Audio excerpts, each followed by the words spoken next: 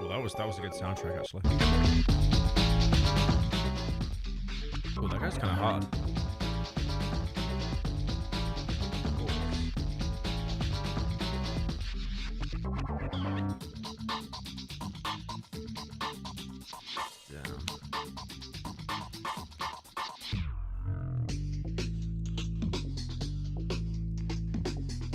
We are live. We are live. We are live. No, I know I'm late. I know I'm late. I was eating sushi. Very tasty. I like how we've got like 90 people every second on YouTube, and then on Twitch it's like 2 guys. Oh wait, no, there's some Twitch people as well. Yeah, I got a message from Twitch, apparently. They weren't very happy with me. And I'm like, wait, am I going to lose my partner again? A second time? I think they told me, because I use a software, right, where I show both sides, both streams, YouTube and Twitch. And Twitch reached out to me and they said to me, you can't actually do that. You can't show YouTube on our streams. So we can actually see YouTube chat on your Twitch stream. And it's like, okay. I guess it's like a competition thing. Oh, Ban Zero? Oh my god, bro. We're playing that tonight. That's going to be peak. That is going to be peak. Thank you, Psychedelic, for the 7. First day, first job, 15 minutes late. Oh, we got some people on Twitch. Thank you, Modest Dragon, for the resub. Thank you, Ladishu, for the prime. Thank you, Kirk, for the prime. Thank you, BBW Womb Filler. Hey Pyro, say Scooby-Doo, but replace the O's with I's. Relax, liberals. It's called dark humor. Scooby-Doo without the... Wait, what? What was that? Thank you, Epic Danky, for the 2 months on Twitch. Thank you, Dead Eddie, for the prime. Dude, okay, I'm an old head, right? Can someone explain to me what the hype train means? What does it mean? Because apparently it goes up to level 5, right? I've only got it to like level 2 before. Thank you, Sequosa, for the prime.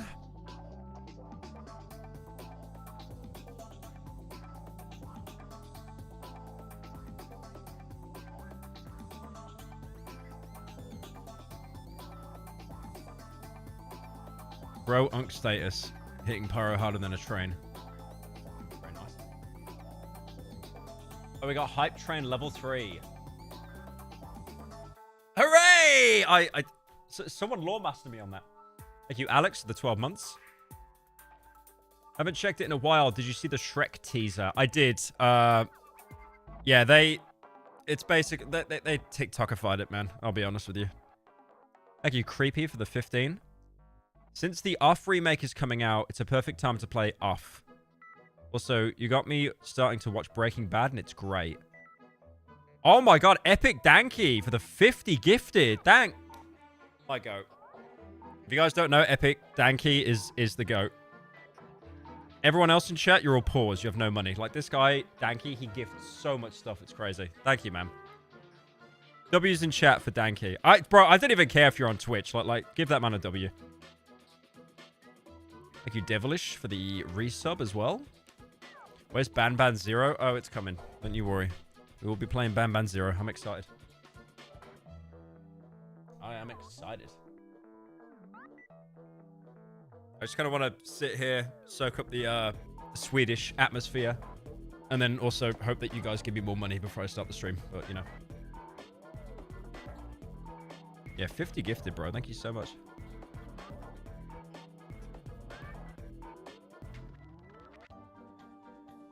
Chat is moving so fast, man. Because I'm dual streaming, it's moving so... I actually feel like a big streamer now. It's actually hard to keep up with people.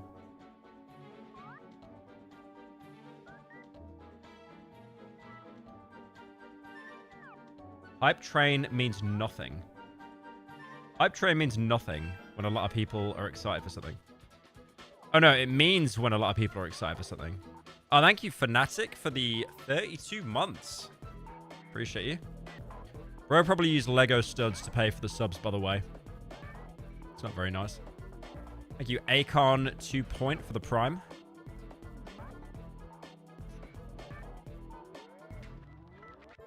I have a chat, I'll be honest with you. I got a video coming out tonight about Petscop. The Petscop situation is truly insane. I recorded a video earlier talking about Wendigoon doing a Petscop video and how I got roasted. No, it's not Petscop 2. It's not Petscop 2. It's me talking about if I'm gonna do Petscop 2. Because Wendigoon did a video and he did a really, really good job on it. Really good video. And everyone's been asking me, like, are you going to do one? Don't bother doing one. It's already been talked about now. But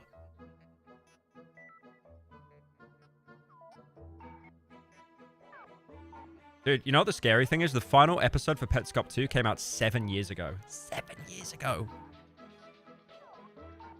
It's actually, like, I saw someone in the comments of Wendigoon's video basically saying how he was like 14 watching me, and now he's 21 and he has taxes.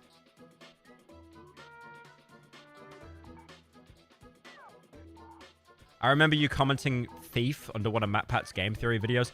I don't remember that, but I think MatPat's fair game. I do think MatPat's fair game.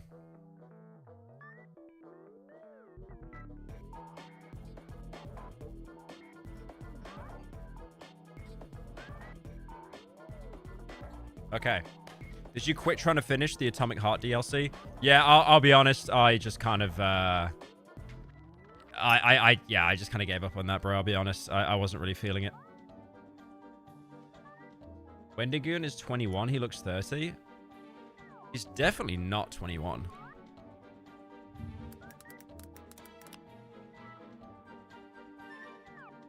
Wait, let me look. Oh, he's 25. Yeah, I'd say he's got like a young face, so I'd say yeah, that kind of lines up. It's funny though, when you've got facial hair, it literally adds half a decade onto you. I'm very scared of growing facial hair because I'll probably look like an old man. So that's why I just shave pretty much every day. Right. Okay, so plan for tonight, boys. Plan for tonight. We do some slop, do a bit of React Andy, and then after that, I do want to try.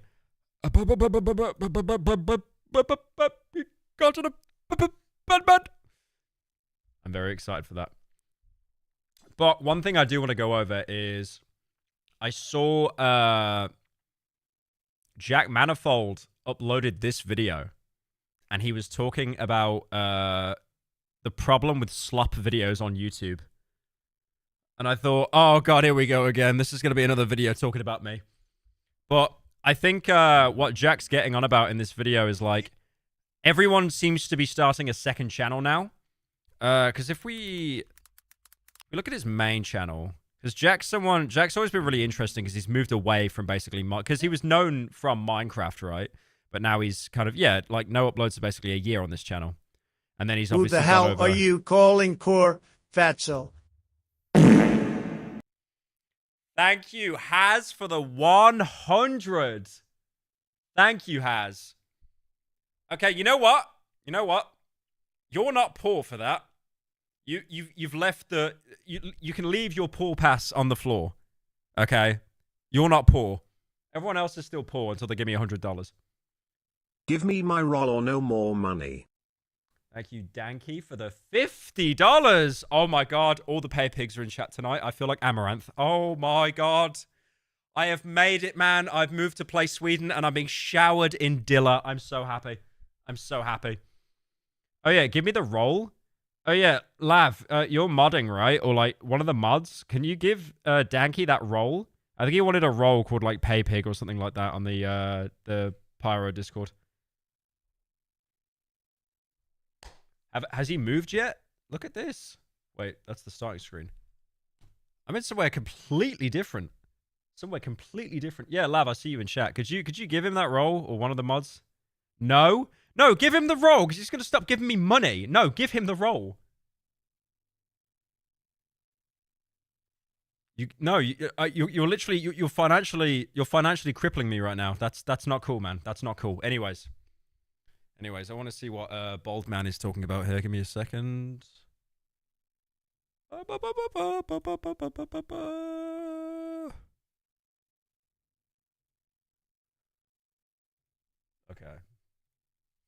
Now, for those of you who are aware of me before I made this channel, you'll know exactly why I made it. When I made my main channel, every single time I uploaded, I had the philosophy that it had How to be cold better is than it the last. streaming from Seth Everman's hallway? Thank you, Red Nova, for the $30. Damn, thank you so much.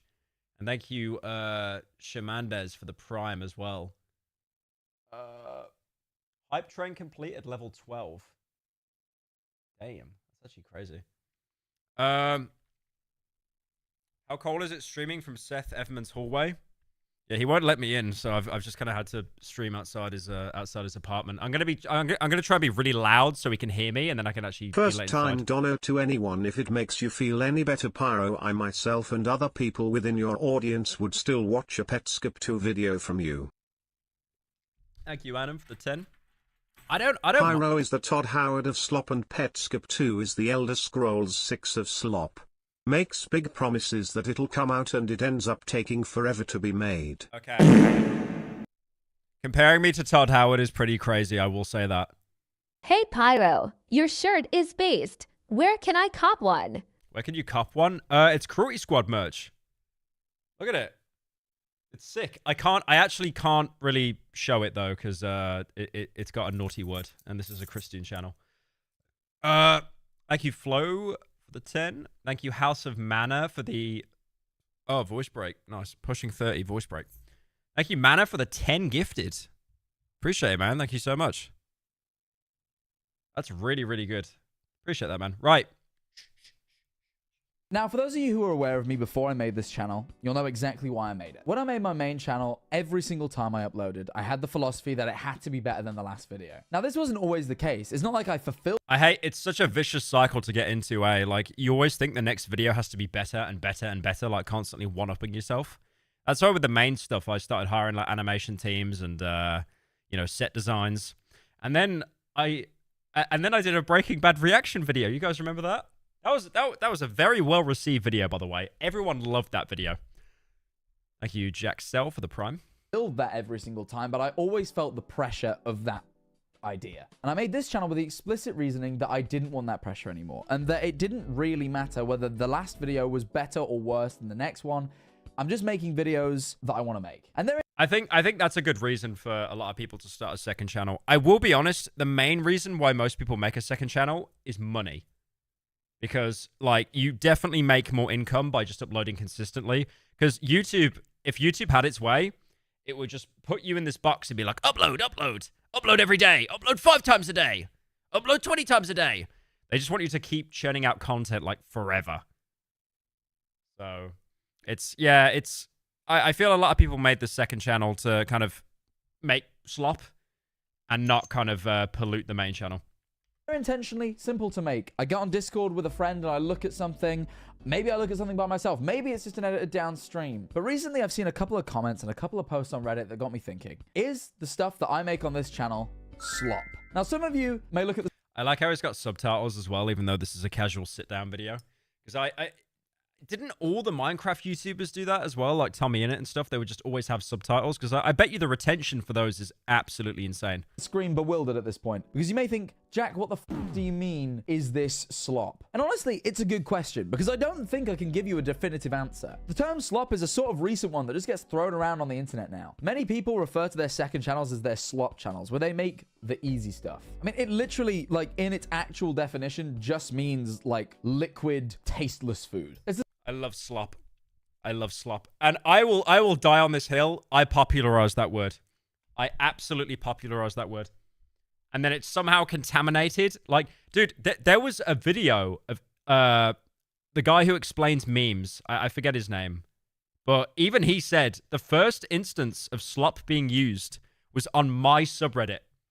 So by proxy, I started it. Okay, and then it spread to like pretty much every other part of the internet. the stuff that you feed like pigs or livestock. But when using this It wasn't behind the meme. Shut up. Do internet context, I suppose the you remember behind the meme? Hello, internet, and welcome to Behind the Meme. idea is that Today we're going to talk about Me Gusta. the content you are making is like the bare minimum. It's this sort of flavorless shit that your audience just consumes. And I'll be honest, I don't really like that idea. Now, as I said, I don't want this channel to be highbrow particularly. This is my second channel, and although right now it's the only place I'm posting because the main channel's on hiatus, that will be rectified one day. And when that day comes, this is going to be the place for the simpler stuff. The stuff that I can guarantee I can churn out at a regular cycle. My workflow is ever changing. Some weeks I'm really busy. Some weeks I'm really free. And with the type of content I'm making over... I noticed as well, there are some people there, I guess they get kind of like Hey slop Pyro, I burnout. just got paid big time. What game would you recommend I buy? Ooh, Professor Bentley, thank you for the $50, man. Appreciate that. Thank you. What do I suggest you buy? What could you buy? Oh, I got you, bro. Hang on. There's this really good game called Tribal Hunter. It's really good. I would definitely... It's an immersive sim game, like similar to Deus Ex and stuff. Very good game. I would definitely recommend that 100%. Over here, that sort of reaction commentary type stuff, I can guarantee that I can make one a week. I have that time. But on the occasion I've done more highbrow stuff like the vlogs or the more artsy stuff, I can't guarantee I always have time for that. Some of these are real productions that need camera people and lighting and locations and like there's so many moving factors. And on some weeks, if I have like a podcast double recording or I have an event, I think one of the worst things that can ever happen to a YouTuber is like you put so much effort into a video, like production value and stuff, like what he's talking about, and then a video underperforms. I can't guarantee that's going to get made. I can guarantee that I can get on Discord and look at a funny video with friends. But I'll be honest, even recently that's kind of slipped, where it's just been recycled live streams. I'll be completely transparent. I'm going away to Japan in like a few days as of this video being up. Another YouTuber becomes a weeb. It's over. It's over. What? We don't all have to go to Japan, man. Come on. Settle down. Settle down. Uploaded for 2 weeks. And then after I get back, I'm home for like a week before I go on tour. You watch any Swedish media? Oh my God, bro. Did you? By the way, I want to show this picture that I took today, right? This is a door that I found in Sweden today. Look at this. This is a picture that I took, by the way. Look at this door. What does this door look like to you, by the way? Like, this is not a bit. I did not steal this. This is an actual picture that I took today. Like, are you joking, man? Are you, like, I had to do, like, 12 double takes on that. Like wait, what? That's a real door, like, just out there in public. Actually, least racist Swedish door. No, I put it on Twitter and everyone's saying it's the Kanye door. Now, my game theory behind it is, personally, that was a symbol that was, I think it was a Buddhist symbol, and then it was repurposed by the Austrian painter people. It was a repurposed symbol that already existed. So that's what I think it relates to, because a lot of the buildings in Sweden are very old. They're like from the early, 1900s and stuff. But even still, having that out in public is... Dude, I'm surprised there wasn't a group of people there. Like in New York, you got like the street where they film Friends. Damn. For another 6 weeks. I'm away for like 2 months. My schedule doesn't exactly slow down when I get back either. So I'm doing like the most filming I've ever done to make sure our podcast and this second channel is backlogged to cover that break. And I have let the quality slip a little. Someone in chat said PewDiePie's house. Little bit over here. The last couple of videos have just been recycled live streams and me looking at like Instagram Reels or TikToks. And I'll be honest, they're not the best I've ever made. I don't think they're bad. They're fine. But they're just that. They're slop. And I just want to make a promise now that although I can't guarantee that there'll never be another video like that again, I mean, you know what? Cannot wait to see kind of history books having terms like game-ended and Austrian painter people. Thank you, Red Nova, for the 10.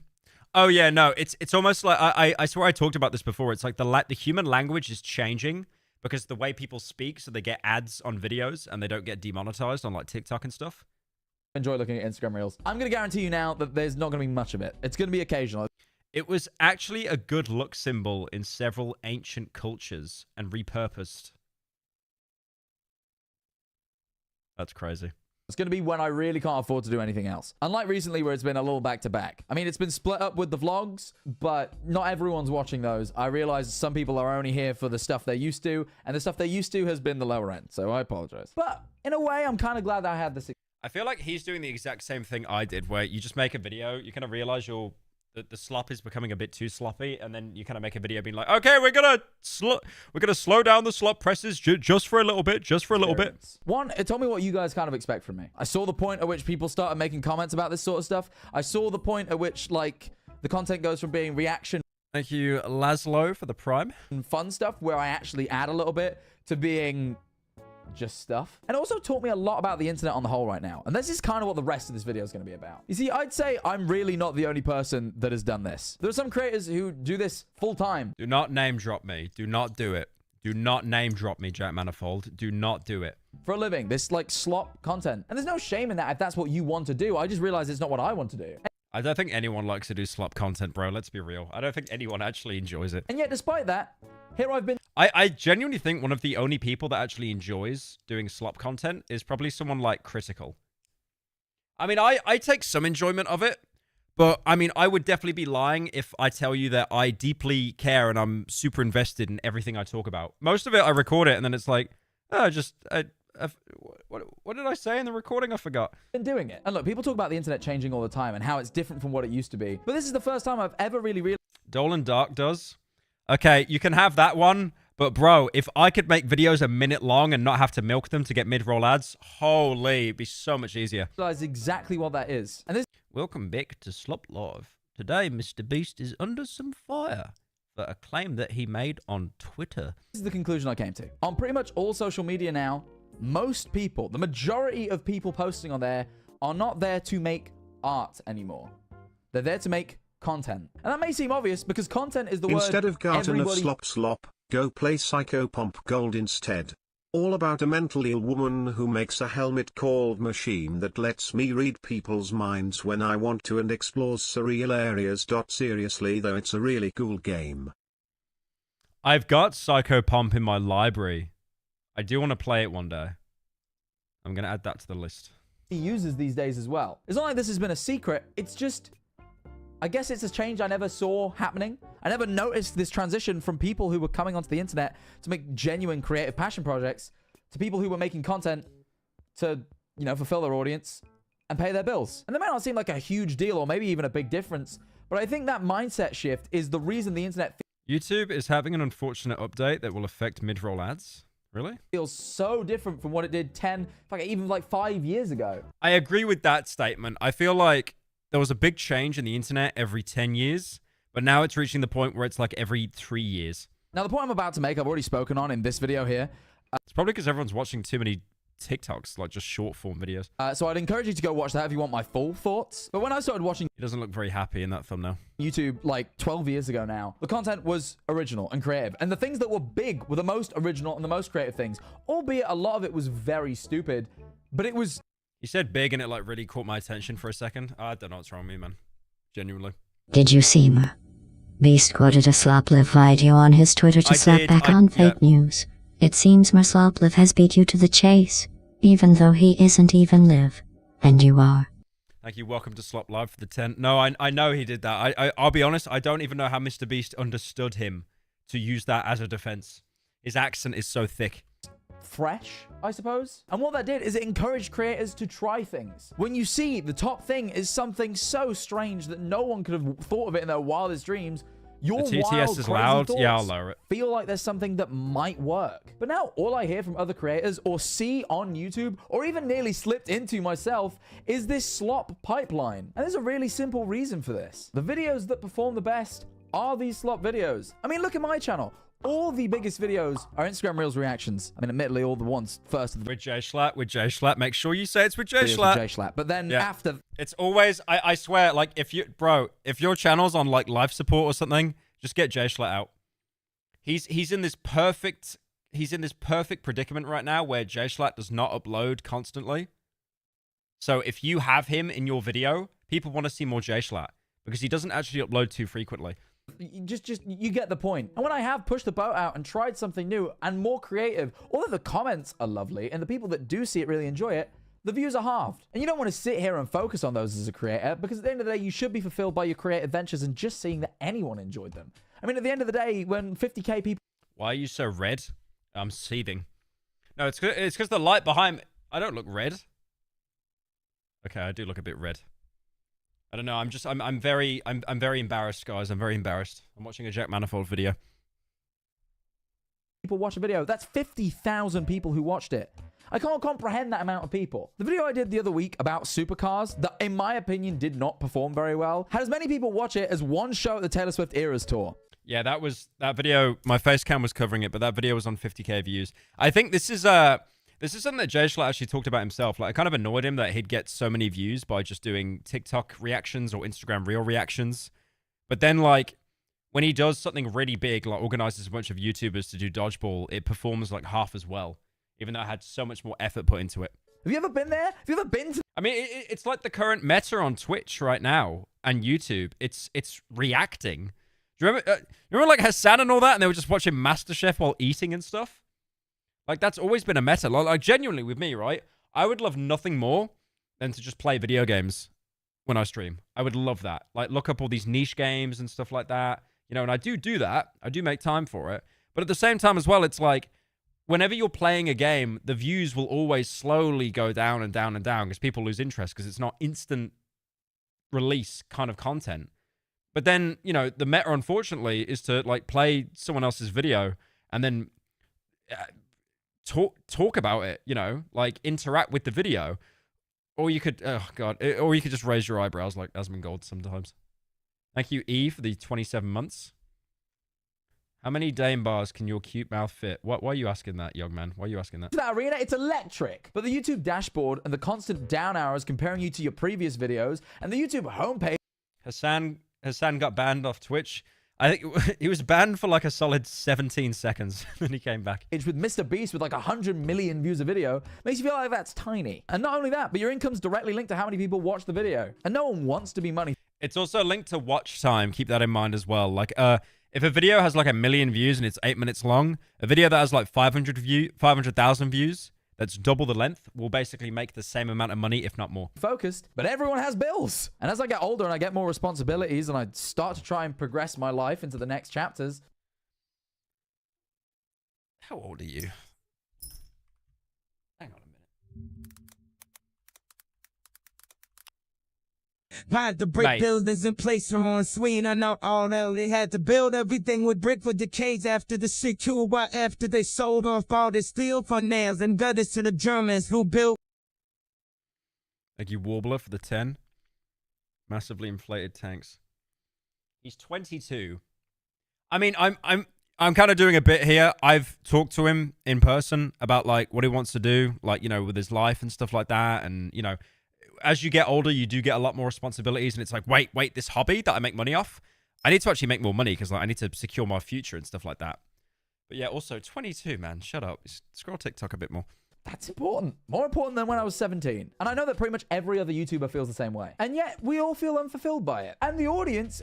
I do like that comparison he brought up, though, as well, being like, you know, you can get a video that does really well, and then it's like, oh yeah, Mr. Breast went to a pyramid and he got 200 mil in a day.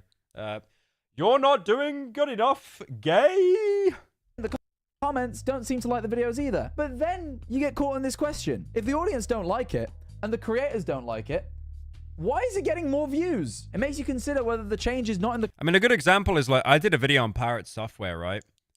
And I didn't really care for the video. I genuinely didn't. Like, we did the research. We got all the facts right in the video. I don't mean to the extent that we were lazy. But then when I went back and it's on like 2 million views now as a slop video. And it's like, I genuinely hate the fact that the stuff like that is what actually pulls in the most amount of views. The creators, but in the consumption of social media. Like I played Total Chaos, which I did a video on like years ago on the main channel. It's called the second best video you never played. I did a video on Total Chaos and I put it on the second channel. And it's like, I don't even think it's on 200k. Like, it's basically a flop.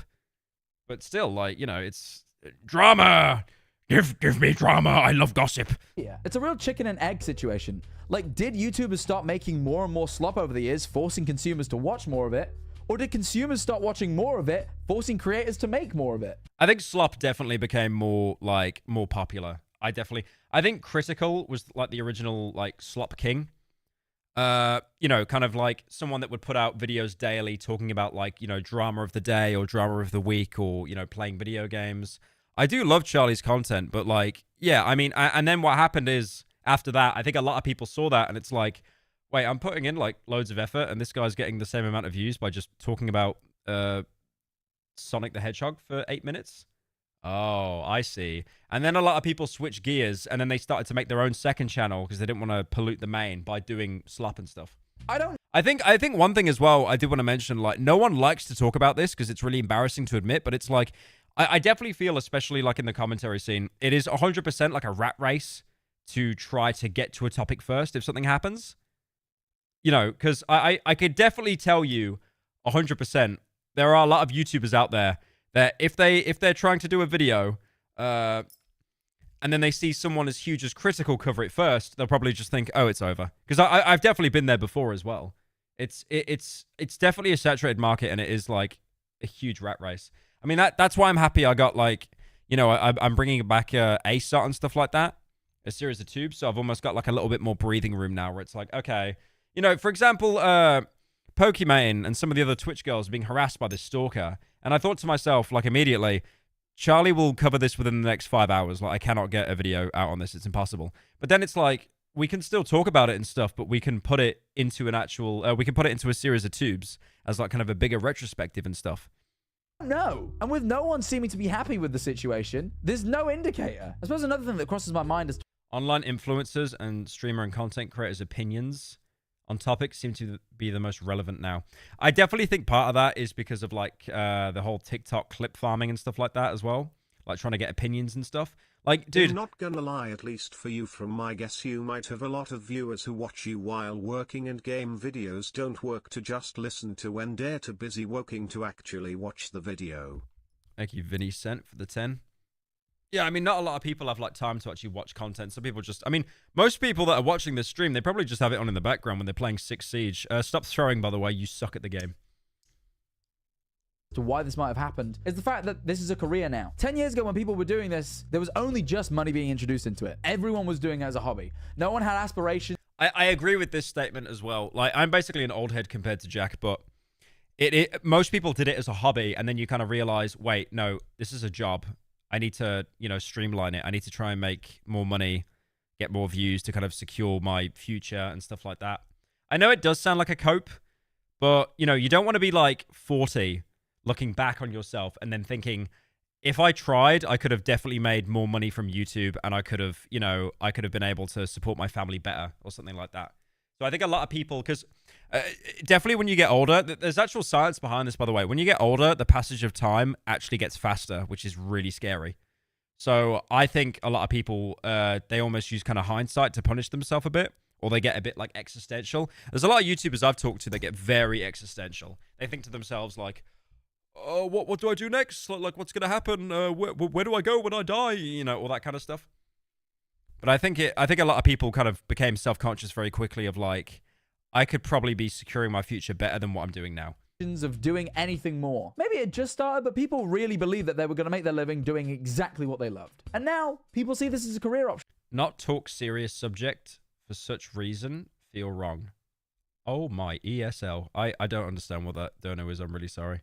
Thank you, GG, for the 2, though. I mean, look at, like, statistics coming out of schools. When you ask kids what they want to be when they grow up, they say YouTuber. Like, a lot of the time. This is a job now. And some people look at it that way. Wholly. They don't see it as a creative outlet so much as a creative... I've said this a lot, but I remember, like, they asked a bunch of kids in school, like, what they want to be when they're older, and they basically just all said YouTubers. Apart from China, they said, like, astronauts or something. Job. A fun job, sure. When are you going to play Split Fiction? I was at the premiere for Split Fiction last night. I got invited by Sony. It was really cool. The game looks really fun, genuinely. I got given a physical copy on the PS5, but I don't have a PS5, so you know, I mean, if it's on Steam, I'll probably pick it up. Oh, but as a job generally has, with constraints. Many people go into this seeing the categories of YouTubers that exist and try and fit a mold instead of making a mold like people used to. And the positive of that, I suppose, is as more people do this and lay out the path, more people look at that path and are able to break into it. It's accessible now. It's easier to do something when you've seen people do it before. But that leads on the consumer side to us seeing a lot of the same old. Dude, I think I've actually fell off. So few people have given anything on Twitch, like any subs or anything, that I've got a notification now saying it's gone too quiet. Wait, can I? Oh my god. The Twitch notification tab literally just shut itself because it was like, no, you fell off. Oh wait, we got one. Thank you, Postal Fox, the Prime. Haha, baited. I mentioned it, so you gave me a sub. No, but genuinely, it said like it's too quiet here. They're like, we're saving bandwidth, bro. Like you fell off. And it feels to me that people are more interested in innovating in the way of profit than they are in the way of creativity and fun. I'm not trying to be a hypocrite here. I've done it. We've all done it. As I said earlier, this is my job. For but the I Prime? think we hold a responsibility to strike a balance as creators. At least if we want to keep our audience satisfied. And I'll be honest, I don't have the solution to this problem. I don't know how to reduce the slop online. We just all quit YouTube collectively. We all quit YouTube. Collectively. But yeah, I think that the problem is with slop is like, it definitely is drama focused. I'll be honest, and I will happily admit this. The best month that I had on Pyro Live revenue-wise is when I was talking about like, I swear there was a month where there was just so many happenings. It was like Dr. Disrespect and then all the Mr. Beast videos. There was like a big month where there was loads of drama. And that channel ate good then, man. It ate good. But even then, you look back on it, it's like, do you remember anything? No. No, I don't remember a single thing. Because I get the appeal as It was July. It might have been July, actually. to why it is prominent on both sides. It's like the same reason that shows like Family Guy are still running and Thank you, Lennox, the Prime. Thank you, Sparky, for the 5 months as well. Thank you, Sergio, for the Prime as well. have been for like nearly 30 years. They're easy consumption. Over the years, life has gotten more and more stressful for people. People work longer hours and get less pay. Stress is high. And most people I think one of my biggest worries as well is like, as my channel's gotten bigger as well, I've had to take more people on, like get more kind of like editors and stuff like that, and people to help me put videos together. And it's a lot. And then you realize like, even though you're getting more income, you're giving a lot of it to your team, to the point that like, if you have a bad month, like it can actually be unironically, like, you know, that the Wojak, it's over. Like it could actually turn into that Wojak. It's pretty scary stuff, definitely. want to unwind at the end of the day. And something really, really simple that you can switch your brain off and just Remember the Tommy Innit and Dream drama? Barely. I did like 2 videos on it, barely. The internet highway is actually just moving too quickly, man. Thank you, B Invader, for the 9 months. chuckle along to is pleasant. I mean, I fall victim to it all the time. You know, I catch myself on Instagram Reels scrolling even when I'm not recording. Someone made a really good video about this recently. And I referenced it before. Technology bad. Drew Gooden, wasn't it? It was Drew Gooden. Yeah, that's right. Drew Gooden, we're not going to watch it, but he did a very good video talking about technology. Hey, a couple weeks and it's like, some of the stuff he goes over here is ridiculous. It's like, everything has to have... I just made over 5 kilograms of coleslaw. 5 Please kilograms. God, why did I make that much fucking coleslaw? Why did you make 5 kilograms of coleslaw? How did you make 5 kilograms of coleslaw? Thank you, Josh, for the 10. I have no idea why you've done that. You could send me some, though, if you want. I got a PO box. But look at this. Like, this segment here, this segment here that Drew goes over is like, every single app needs to get your attention as desperately as possible. more push notifications. Hey, don't forget to use that 14-cent credit before it runs out. It only works on this website that sells Lights on and off. only Oh, way here we go. This is the bit. Look at this. if your friends had pizza this week. Why do I need to know that? I bought that light in the corner a few months ago, and the only way to control it is through an app. And you're probably thinking, certainly there's no Are you social considering media aspect. checking out Peripataya? It's a solid game kinda reminiscent of Cruelty Squad. I think I was given a code for that by the dev. Thank you, Cervasi, for the 10. Appreciate it. To an app that turns lights on and off, and that might just be the dumbest thing you've ever said. Oh. Of course it has its own news feed and hashtag. It's an app to turn a light on and off and change color. Of course there's a pop-up telling me to take the Govi app user experience survey so I can earn 50 Govi points and a chance to win Govi merch. App is a goddamn joke now. Worst change to an app that could ever happen. Can't even remember my Why Dreamview does settings everything anymore. May as need well a check all my social lights. tab? To savvy users. So I agreed to the savvy terms and conditions and they congratulate you. Search for that video yourself. Was that helpful? It's just... I like how this is about ADHD. It is just hell, man. Like, we're actually getting our brains fried by just this constant input. Even if I don't want to, even if I'd rather say that I was watching some high piece of art, some amazing movie, I catch myself in these cycles. So maybe the problem isn't with the way we consume or create media, but the way we live our lives and what we now look for in our escapism. Maybe as life becomes more complicated, our media becomes simpler. But that longing for something with more substance tells me that that isn't what we want. I don't think I've met a single person who says that slop is good, other than anyone looking to line their pockets. Look, I'm not going to tell I think slop's very good. I take back everything I said. Slop is very good. you to stop consuming it. I'm not going to stop, and I'm not going to stop creating it completely. I definitely want to raise the standard of what I'm creating. Yeah, I mean, even the point he's making in this video, like, it does make money.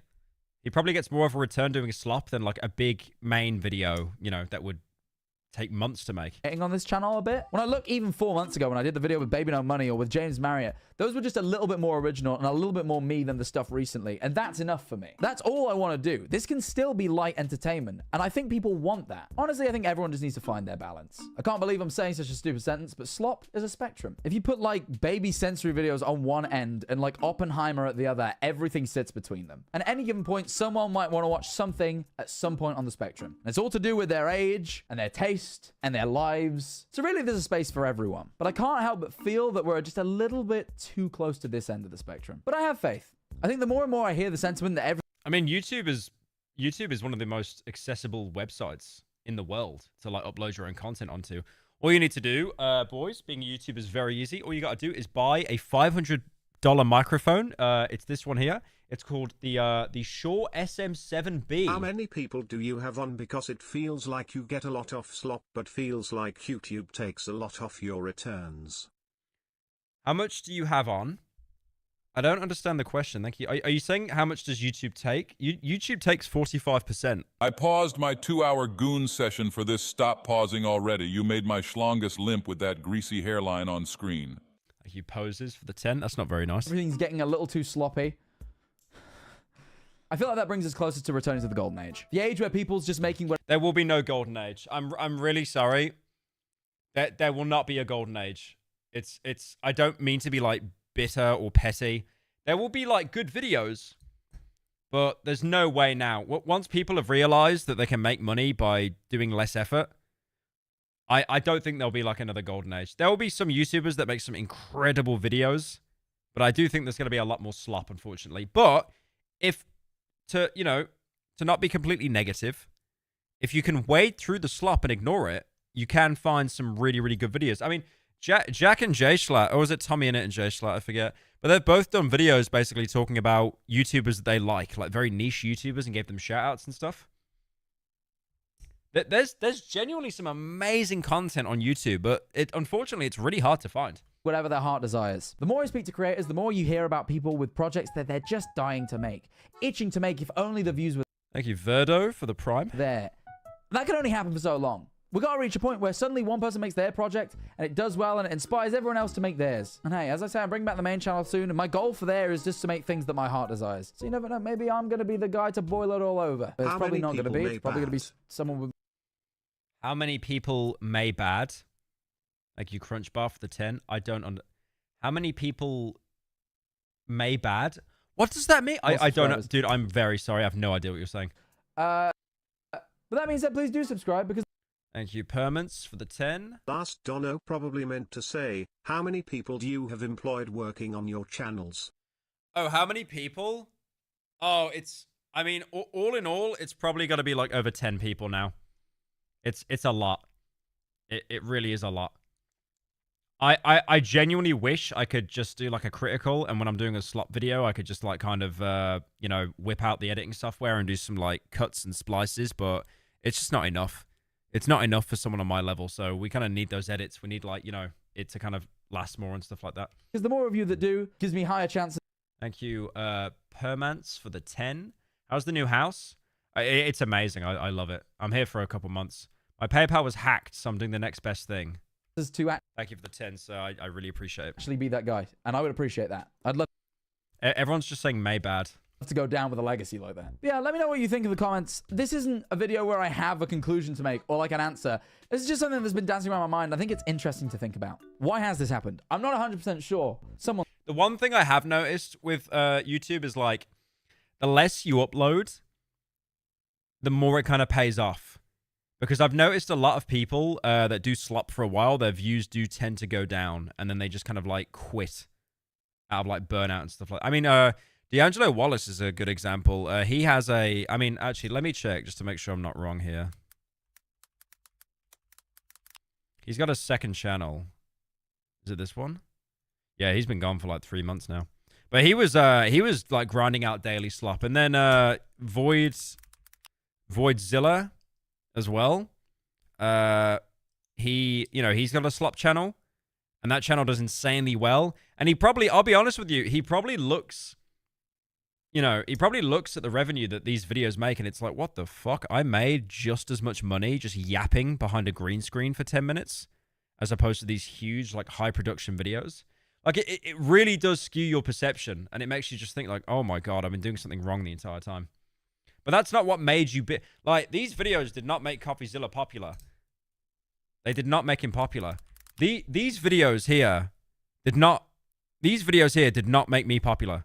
They did not. They came for the main stuff, the important stuff, and then, like, some people might then go over and consume a bit of the slop. Yeah, check out Jack Manifold. He does great content. Very, very small YouTuber. Not a lot of people know about him. What else we got? I saw this from 8-Bit Andy. Thank you, the man for the 8. As long as there are actual good YouTubers, the ones that idolize said good YouTubers might end up getting inspired by them and make good content as well. Much like you inspiring many content creators to make video essays. Thank you, man, for the 10. I don't know if I've inspired anyone, really, but no, I appreciate it. Yeah, we've got a lot of video essays planned out this year. We've already wrapped up. We've wrapped up 2 of them at the minute. The scripts for 2 of them. One of them is being edited right now. The other one is probably going to come out afterwards. Yeah, it's going to be interesting because we're trying like more kind of. I'm not moving away from it on the main channel, but I'm trying to do like more like film reviews and stuff. Because I used to do that, right? And then I stopped doing it and just doing game reviews. But I kind of miss doing that. I miss talking about like YouTube series or, films and stuff. I miss that. And also they're so much easier to make. Oh my god. They're so much easier. Like, do you know how linear a film is narratively? As opposed to a game where you've got to do like every option, every choice. Like, oh my god. Actual hell. Darkwood took so long. YouTube's newest change could ruin my channel. Has he got the critical background behind him? So YouTube has decided to implement some brand new changes into its ad system, and I think I want to speak about it a little bit for you guys. Okay, we're gonna cut that because was that meant to sound like Charlie? Oh my god, bro, my boy, 8-Bit Andy. I love your content, I really do. But you gotta try harder than that. What's up, guys? It's me, Critical, and YouTube implemented a new change in their system. This is like the time Daffy Duck pulled out his dragon butt plug from baddragon.com and then sucked the end off it. That's the way that YouTube is treating its viewer base right now. This is actually going to be a serious video. I actually recorded this once through already, but what I want to try and do is re-record this because I feel like my articulation, my speaking about this current issue got a little bit sidetracked too often, and I want to bring this back to an easy, understandable baseline rather than rambling too much, or I'll save that for the end, because I want to speak about some of these new YouTube changes that they're implementing and why it's potentially about to damage my channel severely and a lot of up-and-coming creators. This is the first time I'm watching you on Twitch, and I just tried to double tap to skip forward 10 seconds. Oh my ADHD. That is crazy. Just to the point where they might have to actually quit YouTube and just consider other alternate career paths. And when I'm saying this, I'm being extremely genuine right now because I have firsthand seen the results of this happening to some of my friends as it's going down. And we're speaking about ad revenue, okay? And more specifically, updates to the way that YouTube is about to process mid-roll ads for creators on YouTube. And at the moment, why their new system is about to be incredibly damaging to people like myself. I think gaming is about I haven't heard about this at all. This is actually new news to me. To be the most effective. Dude, I was gone 2 weeks. What happened? Did YouTube fall off? Thank you. I'm duped for the prime. Sector of this problem, and I'm really hoping by the time this fully rolls out over in May that most of the teething problems will be kind of, you know, cleaned up. Otherwise, we're talking about some serious issues, and I might honestly potentially have to consider just stopping doing videos unless I change my style entirely. So mid-roll ads, I'm sure most of you guys know exactly what they are. When you're watching a YouTube creator's video, there are going to be... I'm sure he's going to make this point, but honestly, the difference between mid-roll ads and not having them is insane. It's like 3 times the payout. It's insane. And that's why YouTube lowered it from 10 minutes to 8 minutes, because they wanted to focus more on, you know, short form. These ads that pop up every potentially couple of minutes, and you know, they can be a little bit intrusive, kind of frustrating, but YouTube is trying to update their system to find a better balance where these mid-roll ads appear, and also so it's better for the viewing experience. Obviously, less ads are going to be great for the viewer, but what we have to remember ultimately is that advertisements are the reason that YouTubers can even do this. 5 kilograms of coleslaw because bro brought home 2 entire cabbages the size of one of your commissions. I'm gonna give some away to family and maybe freeze the rest, but I've been working like I was possessed. This isn't a bit. Send help. You made over 5 kilograms of coleslaw because you brought home 2 cabbages the size of your commission. I'm gonna give it away to family. You could have just not made coleslaw, man. You could have just not made it as well. Why? What demon possessed you to make coleslaw from that? 5 kilograms of coleslaw. Smallest coleslaw serving at KFC, by the way. This as a job and actually get to a point where they can almost scale what they do, employ people and pay others to help with the job, which is what I actually do. Thank you, Nemo, for the prime. My brother typically goes through videos and does like a first rough cut, refined edit, add sound effects, music, and then I go through it. I will change a lot of the things, you know, that if I don't see them being...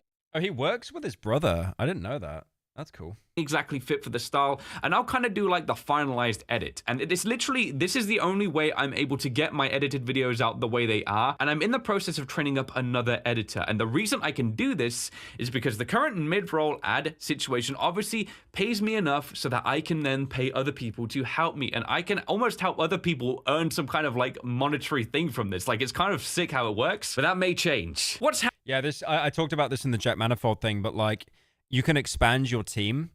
You can get more editors or like researchers and stuff. But the problem is, like, if you have a bad month or something, it usually means you probably have to let people go or dip into your savings a lot. Happening. Starting May 12, 2025, we're improving the quality of mid-roll ads on YouTube. That means we'll show more mid-roll ads at natural breakpoints, like pauses and transitions, and fewer ads. Wait. We'll show mid-roll ads at natural breakpoints like pauses and transitions, but YouTube is literally designed to make... YouTube is designed so the most attention deficit content with no pauses and maximum edits get the most amount of views. That doesn't make any sense. Oh my God. Actually, no, you know what? To be fair, Critical, he'll be absolutely all right because like how slow he speaks, he'll be absolutely sorted. I'm screwed, man. I talk too quickly. It's over. Why would they implement that as a system? No one pauses. No one pauses in videos. We have jump cuts because if you pause, people might lose interest and click off the video. Where they may feel interruptive or cause viewers to abandon the video, like in the middle of a sentence or an action sequence. On the surface, that sounds great. That sounds fantastic. But there's a quick problem that immediately emerges, which is, what about for people who choose to remove any of those slower, I don't quiet, know if dull other people are like this, but I honestly don't care about the type of content most creators make. I never actually sit and watch videos anymore. I put all my videos in the background, whether it's slop or cinema. Piggy, you might have ADHD. Piggy, thank you for the 10. If you're not watching YouTube videos, totally makes sense. I get that. You just want noise. But if you're in the cinema and you're not paying attention, you paid for a movie ticket. Are you on your phone? Are you on your phone in the cinema? I want you to be real for a second. A YouTube video, I get it, man. I get it, right? Background noise, I get it. Most people are watching this stream on background noise. But you pay to go to a cinema, and then you're like, nah, I don't care. I'm just going to look at the wall. moments from their videos, aka myself, who is an editor, I aim to remove the boring bits, or I bring them up so they're not boring and they're high octane like the rest of the video. What happens in situations like that? And yeah, we're starting to have our answers, and it's really not good. This is a picture here from Ibella. She tweeted out saying how, you know, this is going to be a slap in the face for gaming creators. I'm disappointed. I really hope they revert this because her videos are being affected. You can Oh my god, it's literally saying like interruptive. So what, do they remove it? see a lot of this interruptive tag next to ad slot manual. And what these are, this signifies that this creator, Bella, has gone through her why channel. Have you been chatting shit about me on Twitter? Come round here and I'll show you our Scouser can cram a corn cake, bitch. Don't be chatting about me cause I can rip our busty bloaters with my diaper has better than you. Control your crab cakes. Thank you, Diarrhea of a Wimpy Kid. God, what a name. Or gone through her video, should I say, and she's found natural breakpoints that she deems appropriate to input a manual ad break. And a quick look at Ibella, she's an incredibly successful YouTube channel who obviously is Subscribe if you love Roblox. doing something that works for an audience that wants to come back continually and watch her videos. Her videos are getting hundreds of thousands of views. I took a quick look at one of Bella's videos, and they're very highly edited. There's a lot of effort that goes into them to make sure her video feels consistent, always fun for the audience that she has, and obviously it works. But now... Don't worry about ads. With your ADHD, you pause the video every 5 seconds. Shut up. That's actually a good point, though. That's actually a really good point. Might not work to the extent where she's going to have to make changes to her channel. The Real Civil Engineer says that the new ad update just cost 25% of their revenue, and it's also going to cost some of his team their jobs potentially. So yeah, this is definitely working. This is really, really good. This is not good. Could you imagine if YouTube like actually talked to creators before they made these changes? That would blow me away, by the way, if they ever did that. Friend Raz, who Manuel puts his ads in, you can see almost every single ad in one of his videos is classed as interruptive, with only one working at 20 minutes into a video, mind you. So as said before, this new ad system is looking like it's going to be implemented in, I think May is going to be the main rollout, though they have begun to, as I said before, allow some users to enable this and test the waters. If I got the option to enable this, you bet I'm going to stay away from that option for as long as I can. Now let me show you the current way that YouTube works. We're actually looking behind the scenes right now. If I click on this video here, hey, cutie patootie, can you please put the 40 mushrooms I gave you into your bussy? I heard they help your prostate and expand your... I'm skipping that one. I'm skipping that one. If you gave $100, I'll play the whole thing, but no, I'm skipping that one. Hello Neighbor video, and I go to monetization. You can see that right now there's a chance to review placement, and if I go in here, there are ads. Okay, why are they doubling? Okay, this is a problem from YouTube's automated ad system. They are throwing more ads that I want, so I'm actually going to be removing most of these because that's too many ads for a video. So this... That's too many ads for a video! I am laughing. I am laughing. That's too many ads for a video. Fix your microphone. You become inaudible when you move even 5 centimeters away. Shush. That is too many ads? That?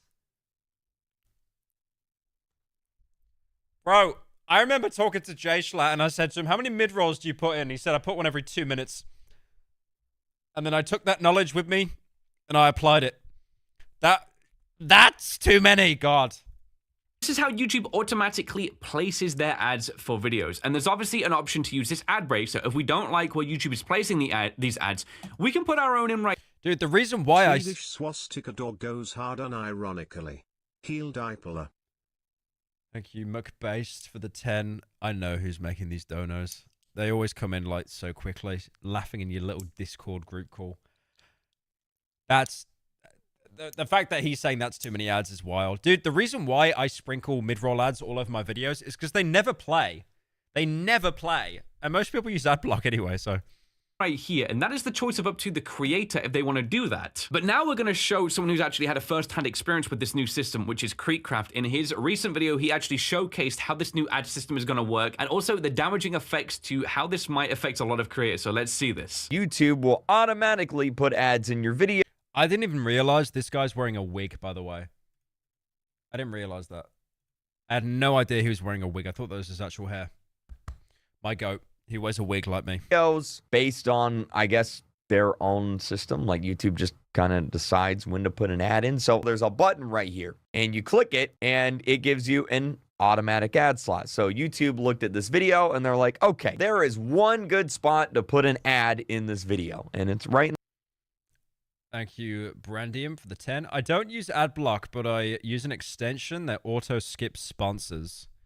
I mean, that's valid. I'll be honest. I don't blame you. In the middle, one ad in a 12-minute video. That's not that great. This video is not going to make a lot of money, barely any money with one ad in the middle of the video, right? Like, not great. But it gets worse.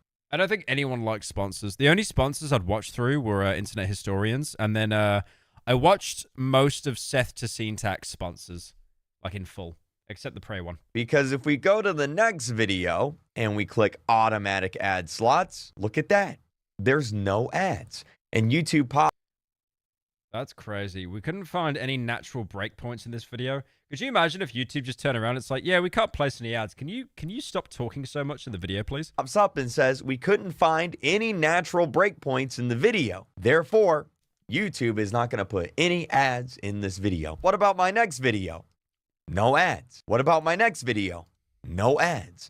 What about my next video? No ads. What about my next video? No ad. I mean, to be fair, mate, you are a Roblox YouTuber. Like, that is actual ADHD incarnate, so I'm not that surprised. So it seems that YouTube's new system implemented may have some weight in terms of, like, you know, trying to find dead air in videos. Let's say people who may upload unedited videos where there are naturally going to be those highs and those lows within gaming content. Or have you seen how many ads Tyler puts on his Twitch streams? Tyler 1. You'd look like, your practice would look like Child's Play in comparison. Any form of content.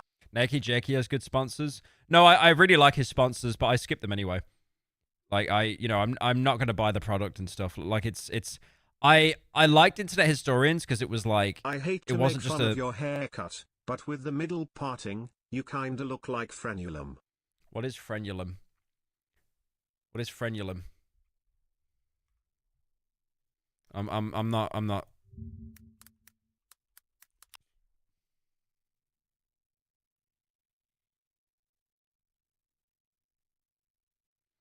Yeah, it's a penis. Yeah, nice try, bro. I'm not even clip farming for that. I'm not losing Twitch over a bit. I should say this doesn't just directly mean that, you know, my type or gaming content will be affected. This is going to affect everyone in some regard. But it feels like right now, the more creative you choose to be and the more effort you try and put into a video to ensure that the consistency of the tone of the video is always something going on to keep. I don't agree with that.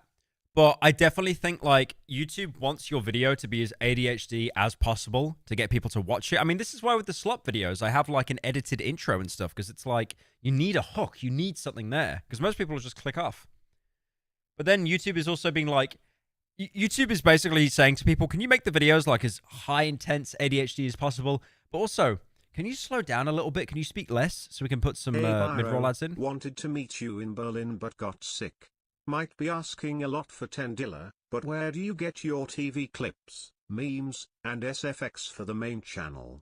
BTW, you've definitely inspired me. Also, are you coming back to Berlin? Thanks for everything. Thank you, Muroko, for the 11 $. Appreciate that. Just for the sake of argument, doesn't this change seem to push for slower, more thought-out content rather than ADHD slop? We're sitting here joking about attention deficit, but this does seem like it would slow people's content down now. To answer the first person, where do I get my memes? And I honestly, years and years of brain rot. I was very terminally online growing up on the internet. You can definitely tell that 100%. And when you have too much time on the internet, you pick up on a lot of lingo, a lot of memes. Like, I could record to you, like, so many things about video games, but then you ask me about football, I got no idea. Just for the sake of the argument, doesn't this change seem to push for slower, more thought-out content rather than ADHD slop? It does, but the problem is, then you're going to create a huge loss, because I think slower. I said this when I was talking about Wendigo and making Petscop. It's like, if you get creators that make these incredibly long videos that are more like kind of chill and relaxed and, you know, just someone kind of talking without all the edits, that's really good. And we need more content like that. But then you can't expect little 8-year-old Andy to like who's scrolling on TikTok 20 times a day while like playing Roblox. You can't expect him to then change the way his brain works to then watch that kind of content. So I think it's gonna cause a huge snap where like people might even just abandon YouTube and they just go straight onto IG Reels.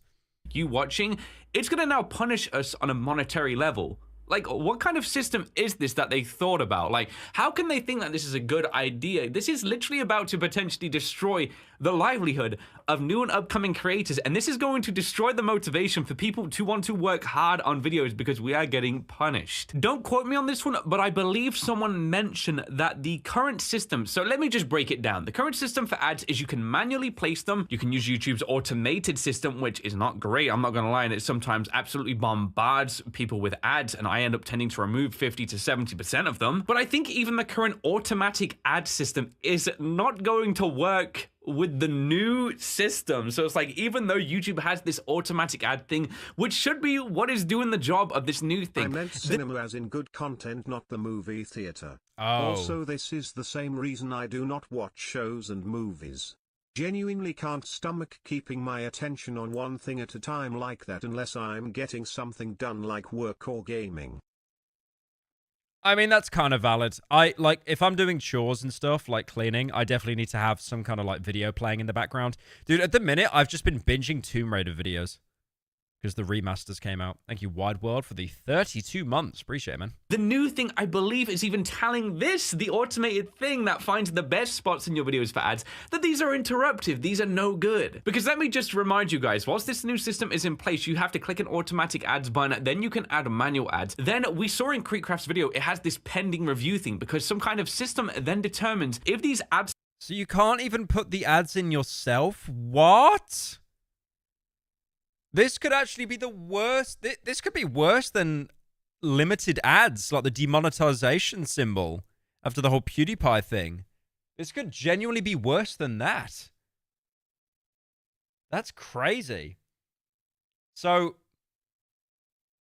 you know what I'm gonna do now? Every video going ahead? I'm going to speak like this. So there's a pause. So then I can put mid-roll ads in the video. Slots are disruptive.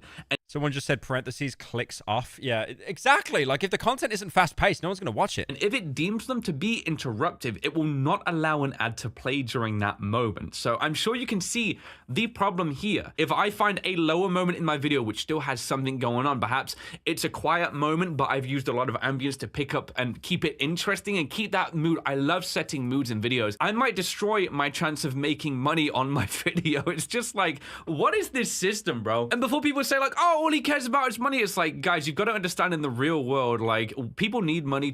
He so was going to say yes. He was like, guys, you don't understand. Yes, I don't have enough money. I'm a YouTuber. I can only afford 3 Bugattis this week to survive, and there's a reason that people can't do this type of stuff full-time in the first place. So, yeah, you know, ads, I don't... Thank you, Red Nova, for the 10.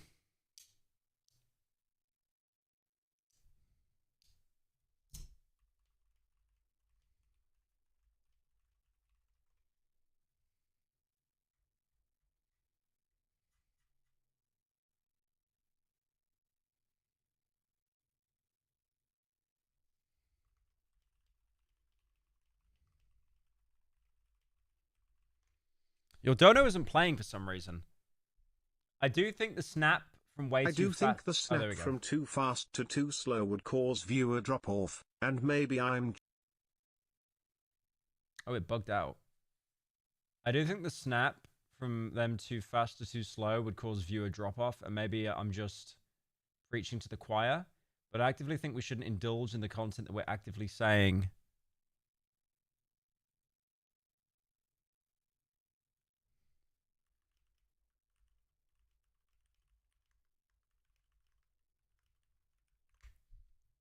actively saying as bad.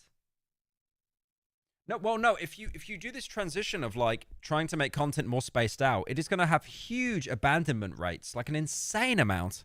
Important to creators and their livelihood. Like, they need to make a monetary thing to be able to do this and employ people to help them do this thing more efficiently. But now it's almost like employing people to make your videos better by removing the dead space will actually Dead Space, that's a good game. Decrease the value of how YouTube deems your content to be. I made a video just over 2 months ago speaking about my, I guess, feelings for YouTube and how YouTube really hasn't been feeling the same.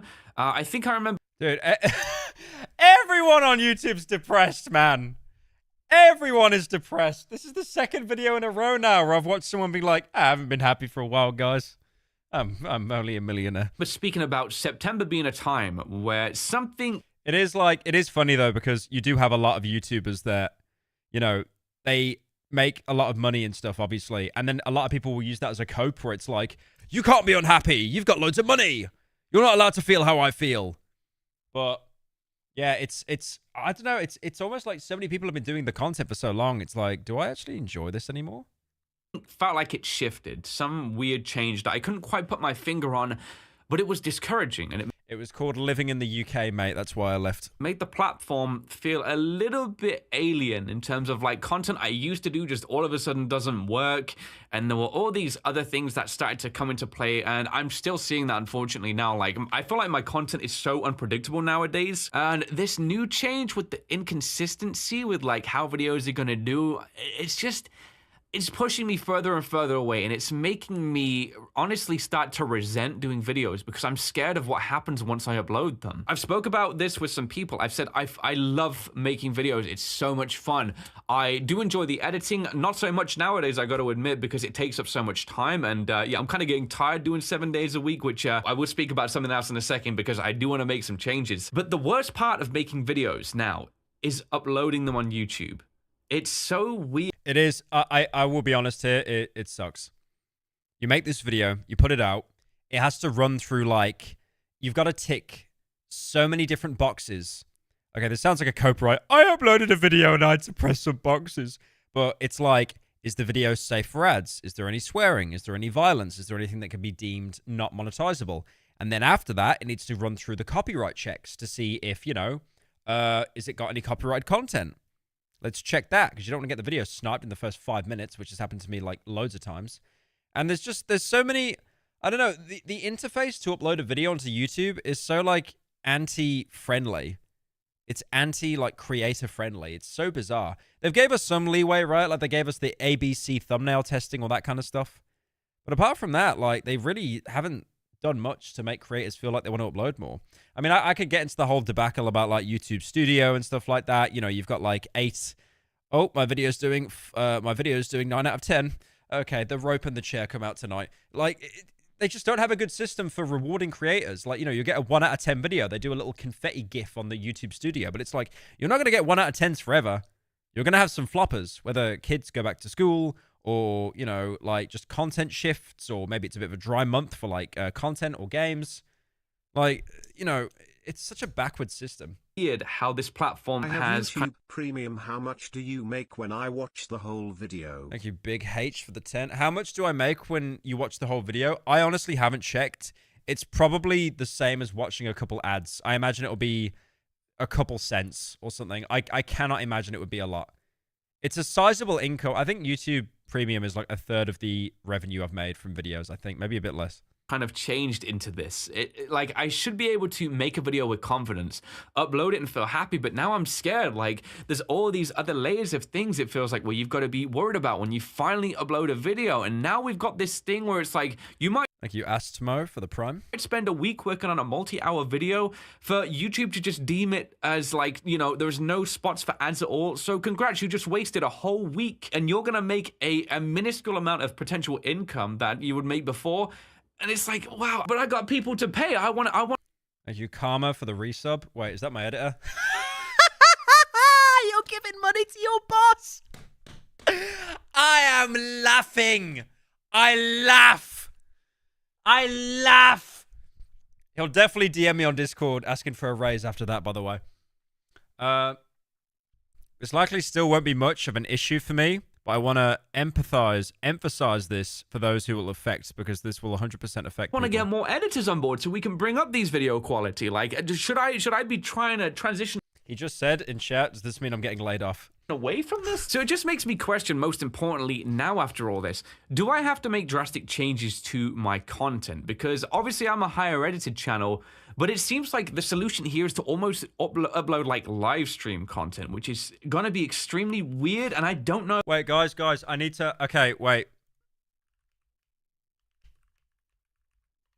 Guys. Okay, I need your help here. We need a thumbnail. We need a thumbnail for the Petscop video going out tonight. Need a thumbnail, okay? I genuinely feel bad for not consuming. Should I do something content. sad, like kind of like? I want to support shows and movies and amazing videos, but I have to work and do chores and sleep, and that's my whole day. What should I do? What should I do? I don't have the time to sit on videos and shows anymore. That's actually a good one. Wait. What if I do that, and then it's the Petscop icon in the corner, right? Like kind of like this, like kind of like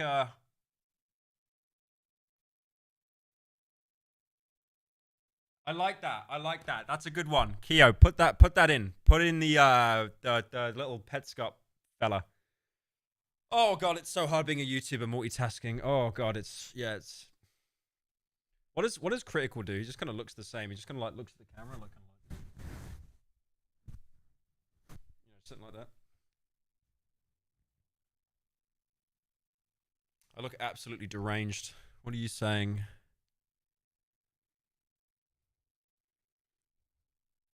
Flasfire DM me and he said, Photoshop this, but with you looking like you've got your feet out.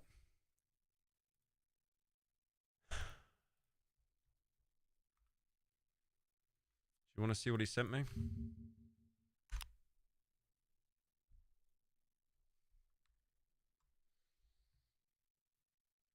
Yep. Least degenerate Flasfire interaction there. Right, I think we got the thumbnail. I think. Wait, maybe I do something kind of like. What does Jacksepticeye do? Jacksepticeye did a face, and they turned it into a Wojak because it was just that silly. I look away from my screen for 30 seconds, and when I look back, you're staring into my soul. Why?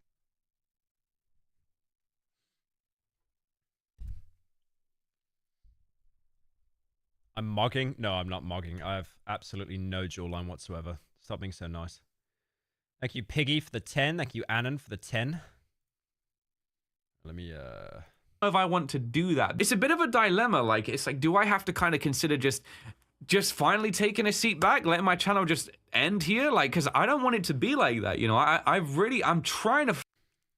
I mean, I don't know about his living situation or anything, but he's getting pretty good views. I would say that he's getting on average what I get for slop videos.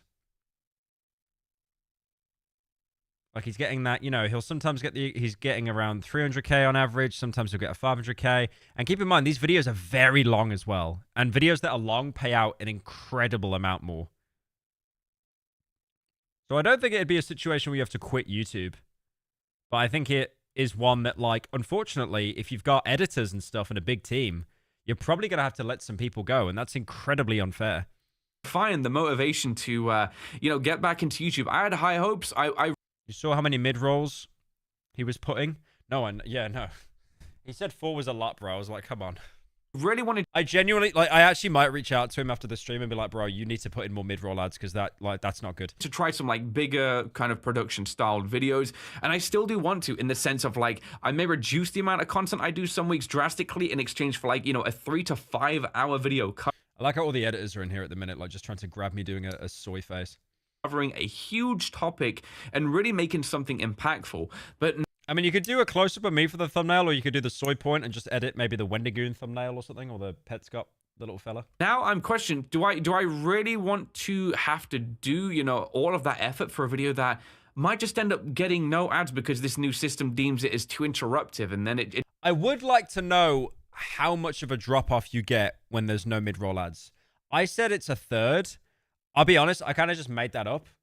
I don't think I've actually seen anyone do like actual like data showing the difference. It just kind of sits there as a video, which the effort was all there, but YouTube is not going to reward you for all of that time you put into that. I don't know. It's a difficult one for editing channels at the moment. I think gaming creators are being hit quite hard because, you know, a lot of us do kind of put lots of stuff in the background, remove those boring moments, but now it's almost like we have to leave them in, which is very weird. It's a very, very strange system. I'm giving my authentic response and like just really how I feel about this, because it makes no sense. It really makes no sense why this system that's worked so well can be changed on a dime, and then all. I know I said this earlier, but it's like, why don't they talk to YouTubers about this before implementing it?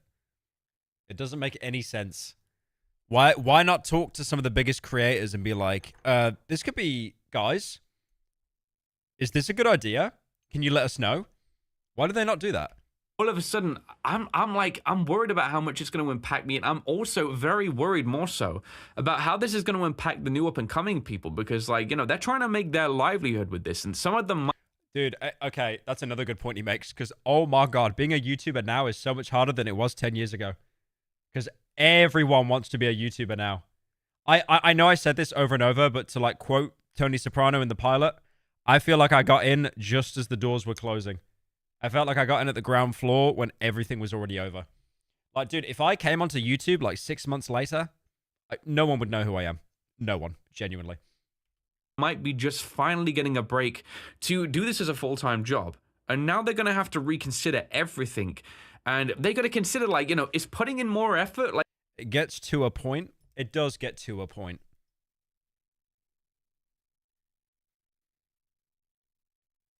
Say that again. Like, should I just be putting in less effort and getting potentially, like, rewarded almost more on the platform? Because that's, at the moment, the direction it feels like is best for gaming content. Like, if this change is going to be implemented, especially the way it is. Like, why would I remove those dull moments when I could just leave them in, do, like, hours less of work every single week? And then YouTube's just going to be like, hey, look, you left some silent, boring bits in. Here's your ads. Like, it's a weird topic, but I felt like it was kind of Did worth somebody knock me your hair throwing again? Why do you act like Elon Musk after 4 hours straight up snorting ketamine and stealing money from the poor by flinging magnets at the Medicaid servers? It's okay, babe, just chill out. You stole that joke. There's no way. That was actually too funny. You look like Elon Musk after 4 hours straight snorting ketamine and stealing money from the poor by flinging magnets at the Medicaid servers. You 100% stole that bit. That's too creative to be watching this stream. Thank you, Pyro Swedish BF, for the 10.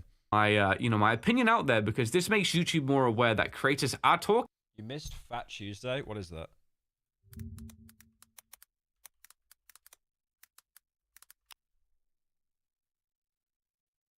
It's actually called Fat Tuesday.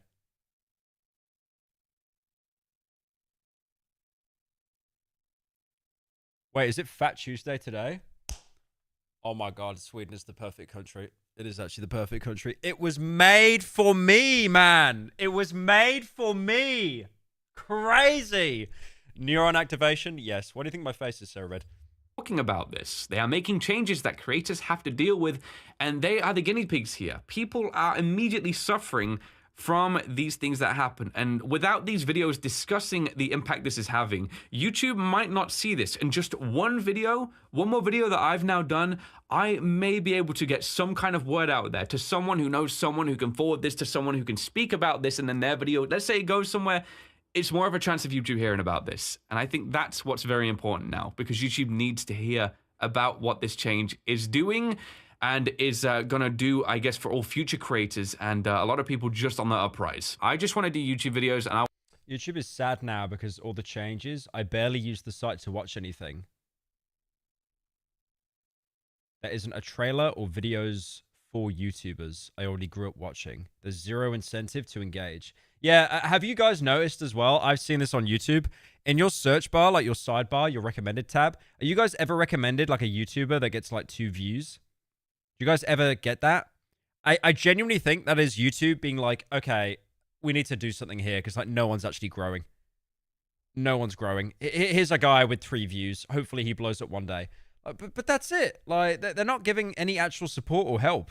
I want that to be really the end of it. I want to be able to just make videos and walk away. But now there's just layer upon layer of things we have to worry about. And it's just getting a bit much. So that's my 2 cents, and that's really how I'm feeling about. Oh, thank you, Palnetic. Palette. I will say your name right. Palatinic for the Prime.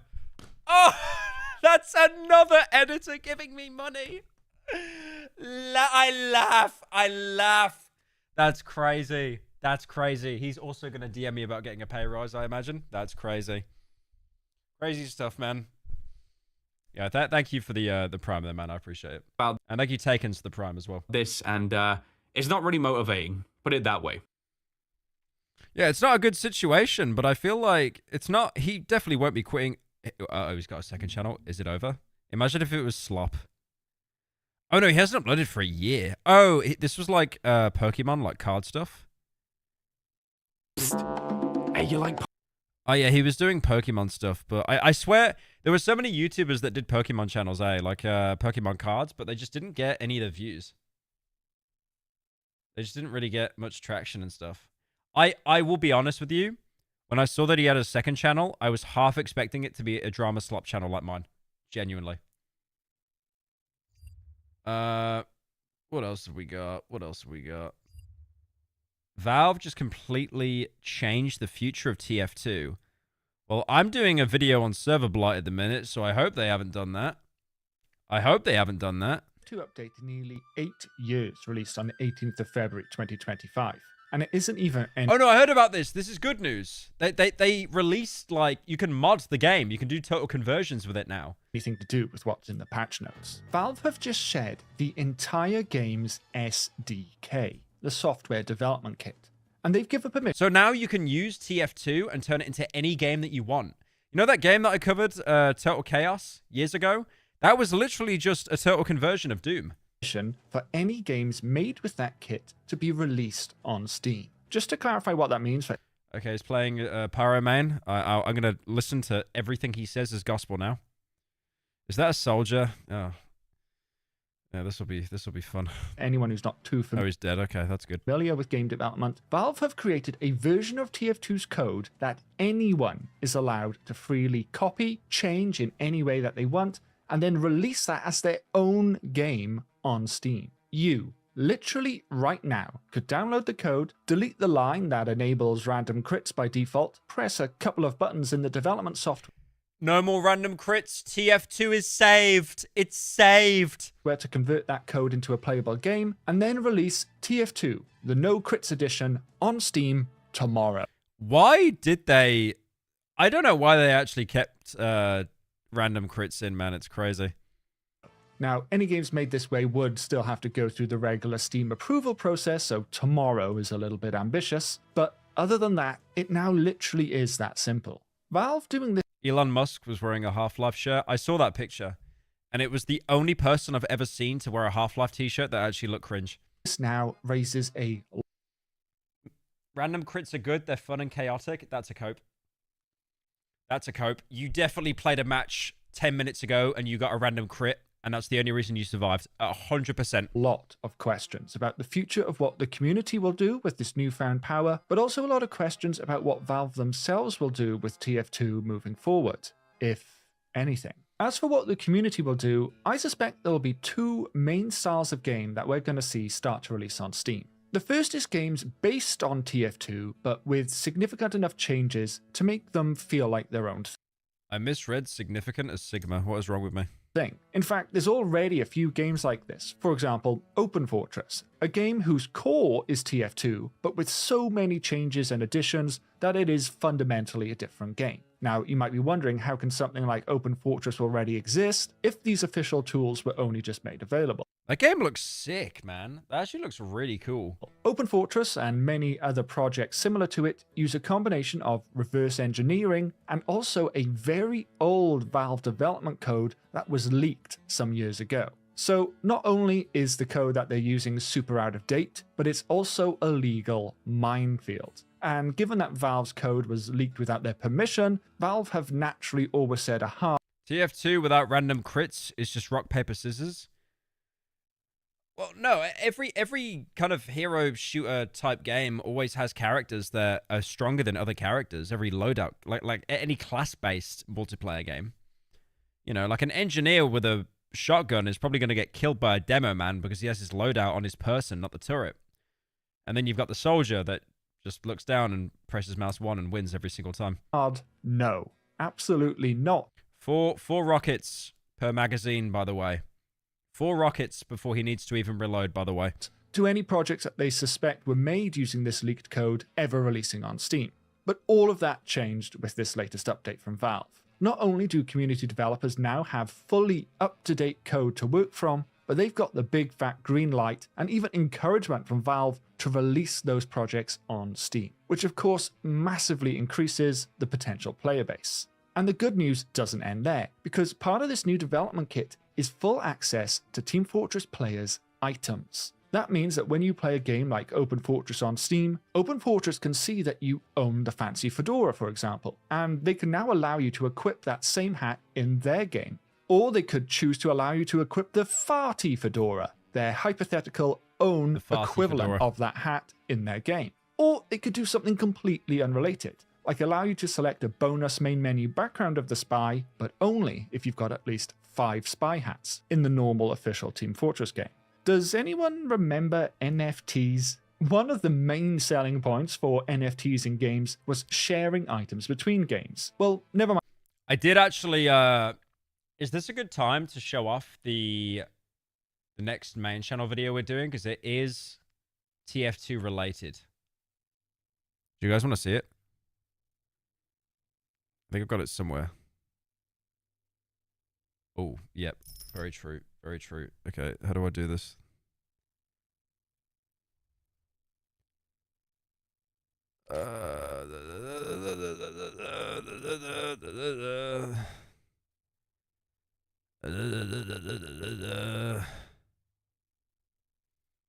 Yeah, I could probably show this off on stream.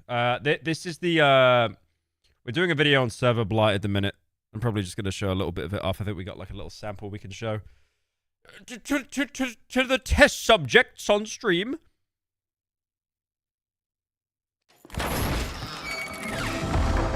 What do you mean it might be another clip? What does that mean? What does that mean? Team Fortress 2 is a... Oh, he sounds so gay, man. Oh my god. Really good game. Like, a really good game. Like how they're... I hate the sound of my own voice, genuinely. I think most people do. If you put on a YouTube video and someone's in the room that's in the video, they just walk out. Though I don't like how... oh god, just run, I gotta get out of here.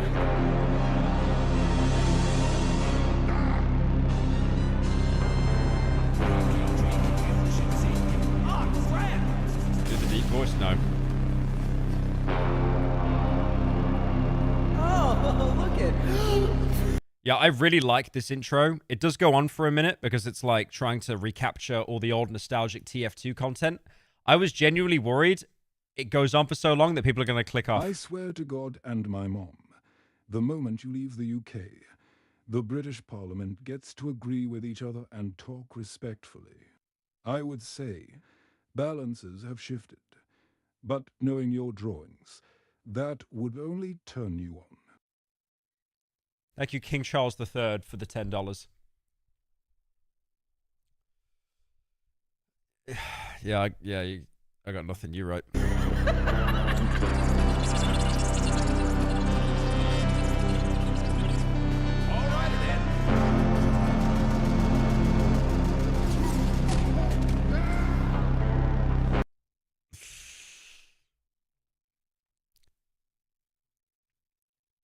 He's actually already like...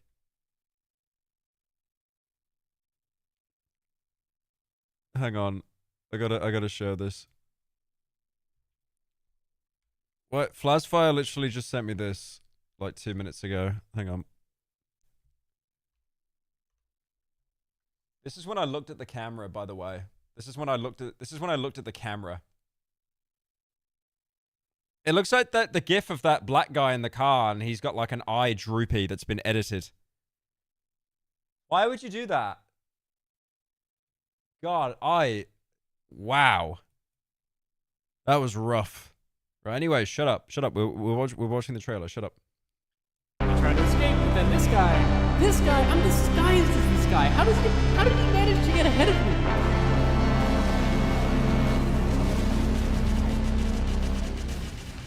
And it's clear from the way people talk about it that there may never be another game like it. I mean, there's quite a few popular new hero shooters on the market. What is this? Like, for example, Overwatch 2, for all 3 people that are still playing that game. And of the joke is no one plays the game anymore. course, Marvel Rivals. And yet to this day... Dude, I might change this section and add in that Venom mod, actually. That Marvel Rivals Venom mod. You guys know the one, right? There's a certain mod for Venom in Marvel Rivals. It's great. You still see new fan-made content for TF2 all the time. Yep, there is definitely some fan content out there. Oh. And today, I want to talk about a very special piece of this ongoing fandom surrounding what many consider to be a dead game. And, you know, not dead just because it went free to play and invited the horde of paws. I'm talking about how no server in Team Fortress 2 is safe, especially the ones that are completely empty. Before we can jump into the madness, there is the new server blight story. I want to zoom in a little closer. Dude, I thought he was about to do an ad read then. I got really scared. Why something like this is dropping in late 2024, you know, long after the player base of TF2 has dwindled considerably. Don't get me wrong, the numbers TF2 does still manage to pull are really impressive, but how does it do it? What's so enthralling about this game that it's managed to capture its audience? Dude, I've got so many hours on TF2. I still don't know how to do emotes with other people where you do high fives and stuff. I actually have no idea how to. 18 years after its release. Why is the fan story centering on such a cartoony game so dark and gruesome? Look, stick with me here, because I promise the answer to all of these questions is going to wrap into how I see the server blight, both in terms of story and what I think are some of its clear inspirations. Yeah, that's like the intro and stuff. You know, it's nothing insane or anything, but I'm definitely happy with it. Gonna be good. Gonna be good. Mind the fact that Valve already did this with Team Fortress and Portal 2 all the way back in 2011, but Valve have just done it again with TF2 and any game that is now made with the TF2 software development kit. We are literally standing on the edge of a future where the next major metaverse is POTUS powered. But standalone fan games are just one style of You guys remember like Pain This Cupcake and stuff? That's some old head stuff. Game that this development kit enables. The other is improved versions of Team Fortress itself. And improved can mean just about anything. This could be TF2 exactly the same, but with extra bug fixes. Or TF2 with graphical improvements, or TF2 with just new maps and weapons. Any and all of these approaches are essentially trying to do the same thing, create a better alternative to TF2, the main game. And here's where I see potential conflict in TF2's future. It's an amazing thing that this freedom now exists. This is something I talk about in Server Blight as well. It's crazy how the game is so old, but it still has such an active player base. Okay, it's not the 250k it was originally at, but it's still pulling numbers in like right now, like a considerable amount. But this freedom also means that we could go on to see 2 or 3 or 300 alternative versions of TF2 all appear on Steam, all making claims. I do wonder if they'll do a Turtle Conversion mod though. Like how we had Turtle Chaos out of Doom. Something like that. About why they're the best version of the game. Now, on the one hand, competition is good. What class do you main? What class do I main? The soldier. Because it generally motivates everyone involved to improve the thing that they're offering. But on the other hand, there's only a finite number of active Team Fortress players. So splitting them between multiple versions of the game, which are all like 95% the same thing anyway, is at best simply going to... I do remember, unironically, I would main the Pyro the most on the Xbox, and then straight after that, it would be the Spy. But the Pyro was like double the hours. It was like a lot more hours.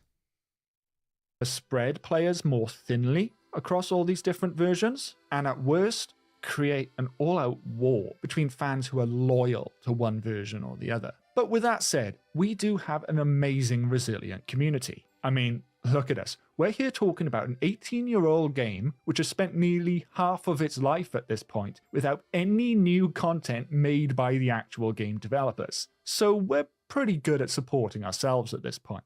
I think what we'll likely see is one prominent collective community effort here, where developers with many different ideas about the future of TF2. I do like how they released the SDK, though. It's like, yeah, we're not making any more content. You guys have some fun. Here's the keys. Here's the little keys to the Lambo. Here's the keys. Here's the keys. There you go.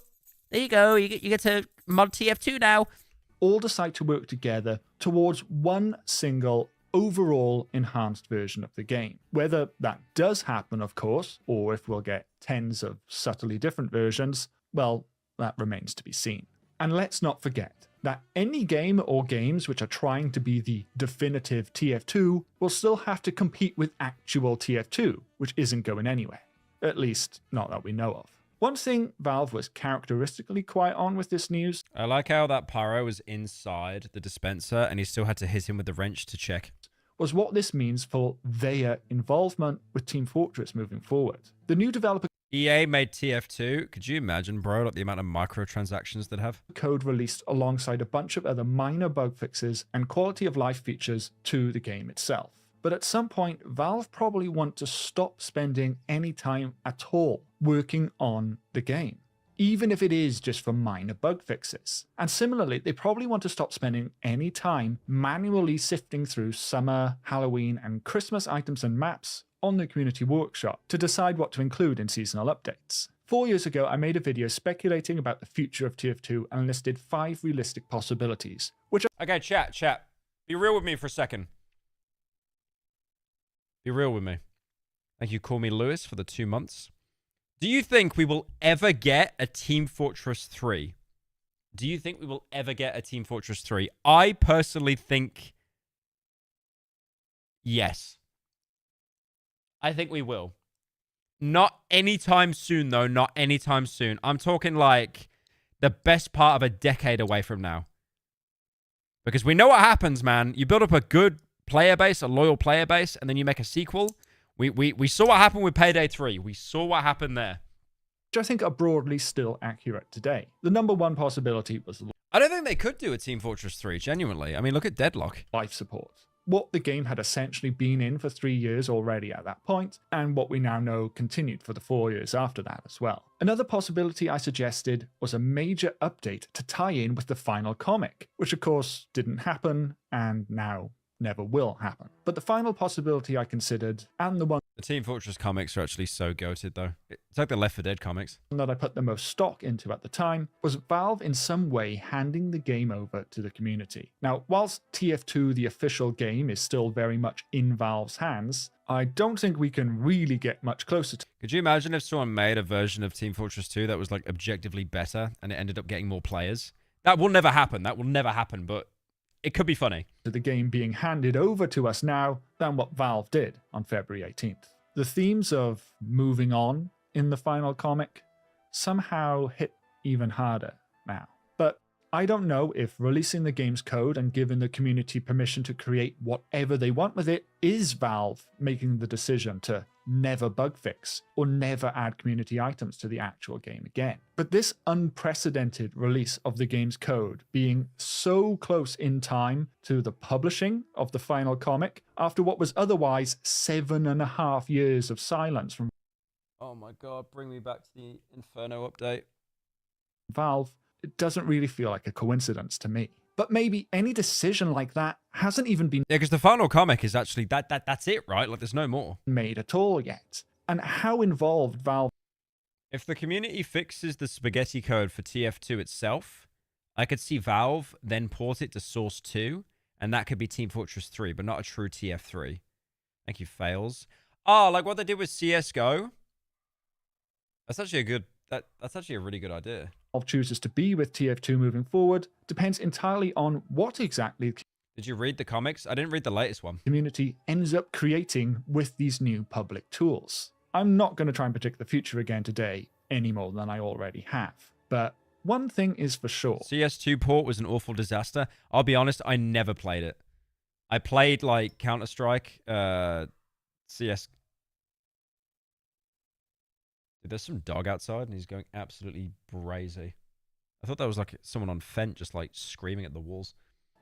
Yeah, but I never played Counter-Strike. I played CSGO, when it came out, but then I kind of, you know, stopped playing it. I never tried CS2. I'm going to be watching what happens with Screen Fortress this year a little more eagerly than usual. Yeah, they should release some mods for Team Fortress 2, I think. Some mods for the Pyro. I think that could be a good idea. What's this one? America's Literacy Crisis. Oh, no.